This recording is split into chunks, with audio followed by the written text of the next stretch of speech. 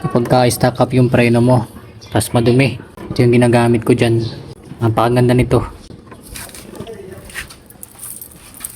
Tignan natin to.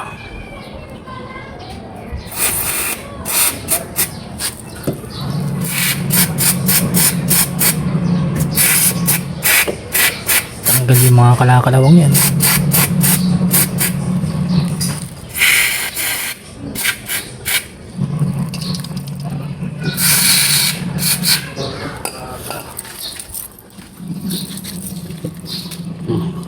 Tingnan nyo naman siya. Malinis na. Goods na yan. Ito nga yung ginagamit sa mga pang-lubricant sa mga motor, no? Kahit sa mga sasakyan. Ito yung ginagamit. Maganda kasi ito kasi talagang pangtanggal talaga siya ng yung mga maiingay. Tapos yung mga kalakalawang din ng mga parte. Natatanggal niya. Kaya ito yung madalas kong ginagamit.